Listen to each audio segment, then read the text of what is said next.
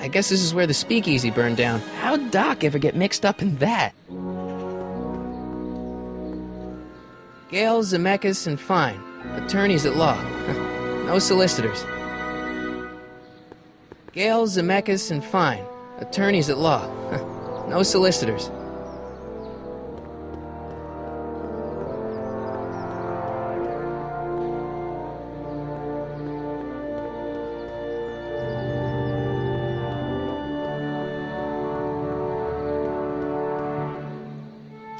Doc! Marty! Doc! What are you doing here? You sent for me, Doc. I did? When? May 14th, 1986. 1980? The automatic retrieval system, of course. I'd almost forgotten about that. So what's our plan for getting you out of here? Plan? We don't need a plan. We don't. Not in the slightest. The police picked me up for that speakeasy fire a couple of weeks ago, but the DA hasn't got a case. They're releasing me tomorrow morning. So basically, I traveled 50 years into the past to deliver your car? Sorry about that, but it's so wonderful to see you. We have a lot of catching up to do. Yeah, you might want to hold off on that, Doc. Great Scott! I'm going to be gunned down by gangsters on the steps of the courthouse. Why would they do that? Guess they didn't approve of my burning down their speakeasy. Very funny, Doc. Maybe now we should come up with a plan? A plan? Right. But what?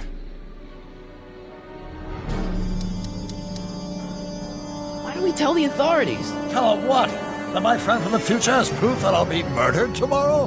They'd ship us both off to the loony bin.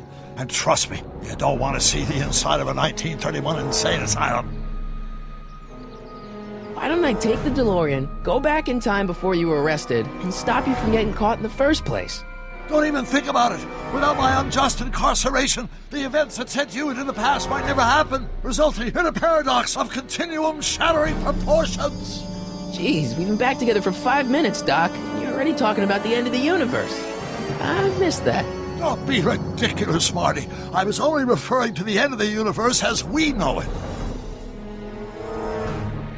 Why don't we try to tough it out? Now that we know what's coming, maybe we sneak it past the gangsters with a bulletproof vest or something. That might work with 1 or 2 bullets, but from the looks of this article, it appears that I'm going to be mowed down in a hail of Tommy gun fire that rendered the innocent stranger little more than a pulpy mass of bones and gristle. Who writes like that? According to the byline, one Edna Strickland. I should have guessed. Hey, maybe I could talk to the gangsters. Tell them they're about to shoot the wrong guy. I don't think the criminals of this era are going to be very receptive to a complete stranger telling them that their secret assassination plan is misguided, do you? Well, I suppose I could just get some dynamite and break you out of jail. No, that's far too dangerous. Not just to me, but to random innocent people in the past. The repercussions could be... That's it! What's it? My rocket-powered drill. You have a rocket-powered drill? Not yet. I haven't built it yet. You've lost me, Doc. Listen, a few months ago, my 17-year-old self sent in a patent application for a rocket-powered drill. I abandoned the project after I never heard back from the patent office, but the prototype should be nearly complete.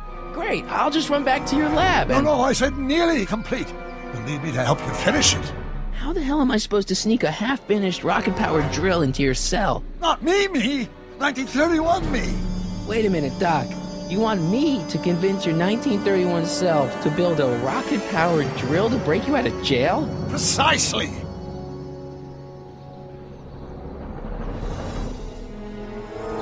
Won't talking to yourself cause, irreparable damage to the space-time continuum or something? It should be fine.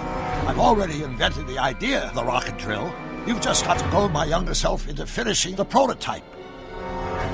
How am I supposed to convince your younger self to finish the rocket drill? Just tell him I need to break his older self out of jail? Absolutely not. Whatever you do, you can't tell my younger self anything about time travel. I won't come up with the inspiration for the flux capacitor for another 24 years. Then what am I supposed to... Just be your charming self. From what I remember, I'm a pretty easygoing kid, so enlisting me in a scientific adventure should be a piece of cake. Okay, let's say I go along with this crazy idea. Where can I find you? I mean, the other you. How should I know? It was over 50 years ago. Why don't you go over to the soup kitchen next door and give my house a call? They'll know where to find me. Soup kitchen. Got it. Just stay away from the soup. It'll cause irreparable damage to your digestive system.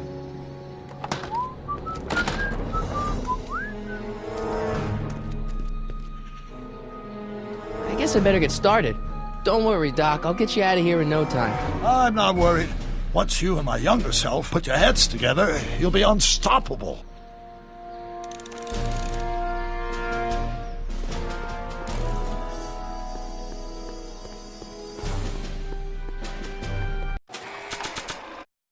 Brown Estate, Klondike 51038. Now, where's that soup kitchen?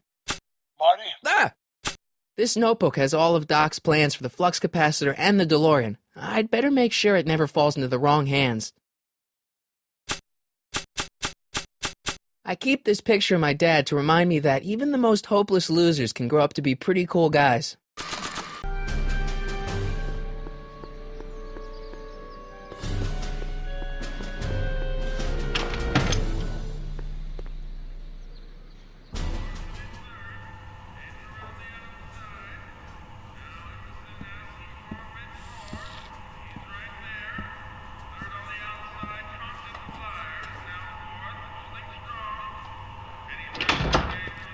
McFly! Biff? Kid! Grandpa?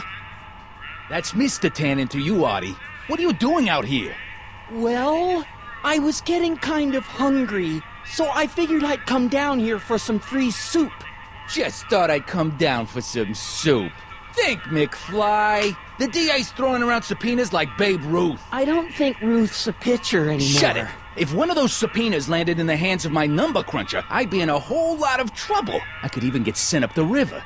You wouldn't want that, would you? Would you? No, of course not, kid. All right, that's better. What are you looking at, punk? Keep your eyes on the soup, kid. Well? Well, what? What are you still doing here? Sorry, kid. I'll just run back to the safe house. You do that. And McFly, Yes? that hat's too flashy. You better let me hold on to it. Now scram! You got it, boss. And don't come out until I give you the all clear. I swear, if even one of you mooks could add 2 plus 2 without your fingers, I'd dump that wimp into the lake. Hey! Anyway, I'm off to make myself irresistible. Don't let anyone burn down the shop while I'm gone.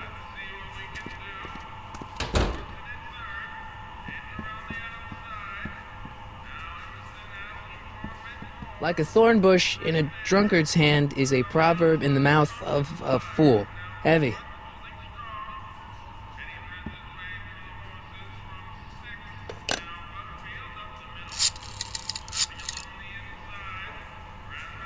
Brown residence? Hi. Do you know where I could find Emmett Brown? Young Master Brown is currently tending to his clerking duties at the courthouse. Who, may I say, is calling? The courthouse? Doc never told me he worked at the courthouse.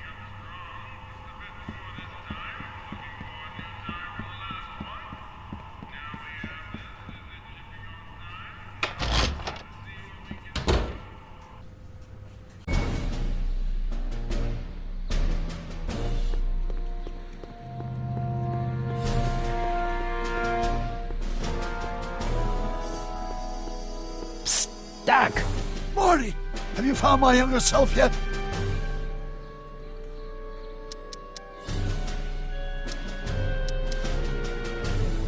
So, according to the British guy on the phone, you're working at the courthouse. Of course. In the summer of '31, my father made me work as a junior clerk. That doesn't sound like any fun. I hated every minute of it. My father was, strict. In any event, you should head over to the courthouse right away and introduce yourself to me. What does a law clerk do anyway? Horrible paper shuffling task, but that's not important. Get yourself to the courthouse and find me. Where have you been all this time? I missed you. I've missed you too, Marty. But I thought it was important to let you live your own life for a while, free from the insanity of time travel. I gotta admit, it was nice to not have my family history blowing up in my face for a few months. Besides, I've been busy raising my own unpredictable teenagers. So how are Clara and the kids? They're fine, fine. Right now we're trying to decide where to send Jules and Bird to college. Clara prefers the 2020s, but I'm partial to the 1960s. We're planning on visiting you and Jennifer in 2011 soon. Me and Jennifer in 2011? Oh, forget I said anything. Where'd the DeLorean come from? The last time I saw it had been smashed to pieces by a train. It's a fantastic story. Do you remember when the DeLorean got struck by lightning in 1955? Yeah? Unbeknownst to either of us, the lightning produced a temporal duplicate of the time machine, one that was tossed 70 years into the future. What?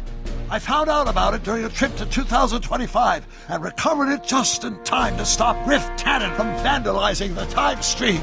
Heavy. So that DeLorean... It's for all intents and purposes the exact same machine as the original. Plus or minus little bells and whistles I've added over the years, of course. So, what were you doing in 1931 anyway? Oh, nothing terribly exciting. Indulging in a little personal nostalgia, picking up a few rare out-of-print books to surprise Clara on her birthday, solving a historical mystery or two. The usual. The usual? You lead a pretty unusual life, Doc. It's an unusual universe, Marty.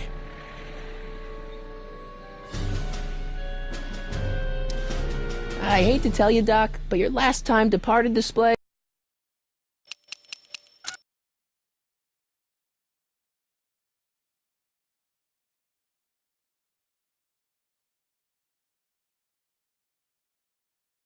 is on the fritz. It is? So how did you find me? I found one of Edna Strickland's shoes in the DeLorean. How did one of her shoes get in the DeLorean? Einstein took it from her. He did?